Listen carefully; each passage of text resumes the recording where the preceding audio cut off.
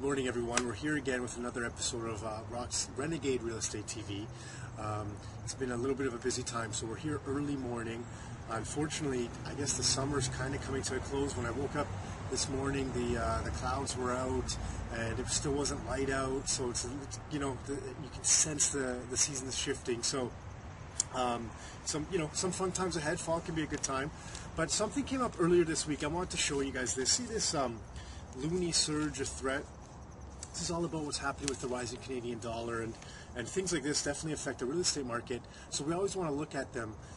But something really came to mind when I read this, and it says, Bank of Canada mulls new rates. And earlier this week, the dollar tumbled almost a cent, right? So the Canadian dollar tumbled more than a cent yesterday after the Bank of Canada upped the ante in its verbal assault against the currency's ascent. So essentially what happened, and there's reasons why they're trying to talk the dollar down, and I don't necessarily disagree with them, but that's not really the point. What I'm trying to, what came to mind when I read this first thing, I was just like, wow, it's amazing what a simple speech can do to the markets, right? So if you own mutual funds and stocks, or if you're trading in foreign currencies or the Canadian dollar, the Bank of Canada can come out and make a speech and impact your investment directly, a substantial deal, just by saying a few words that they might do this for the economy, or they might do that, or the dollar's not really worth what it's trading at. Whatever their reasoning is for doing it, those things come up. So, just hit home with me. Like, wow, there's, it goes back to the whole control thing. You really have no control over that investment. You have no real asset. You have this piece of paper, right? This flimsy piece of paper, whether it's a dollar or a stock or whatever, and there's nothing, there's something behind that, but there's nothing really. If that company or those dollars decide to collapse, or, hyperinflation happens, or whatever the case may be, those assets, poof, it's like they almost disappear. And a lot of us saw it, and I know that the sentiment is different now, but don't forget, it was just less than a year ago that the whole world was coming to an end in the financial industry when the markets collapsed last October, right?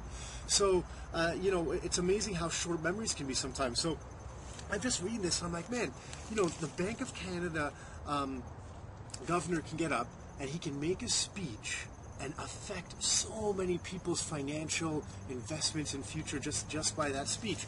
And it's just so interesting, because when you compare it to real estate, I guess it just kind of reasserted my belief in real estate, because no matter what happens, there are going to be fluctuations in the real estate market. There has been over the last year, right?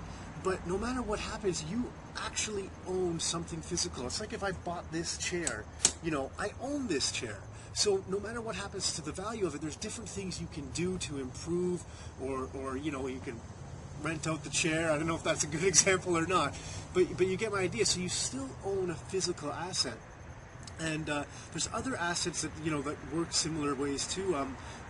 You can own physical gold and silver and all sorts of stuff. You can own a little bit more physical assets instead of something that's more of like a virtual investment, for lack of a better term. So it was just something that really hit home with me this week, and I just wanted to share it with someone.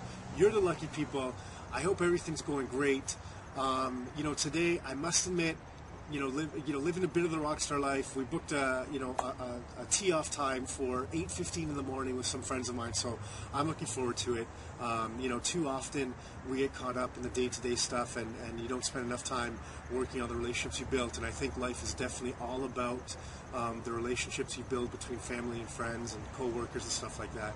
It's something that's definitely overlooked in a lot of success books and all that stuff. To me, personally, relationships are key. Relationships and some solid investments that I can rent out, get a little bit of control, and that aren't directly impacted within hours of one speech from one financial person. So I wish everyone the best. Have a great weekend and live your rockstar life.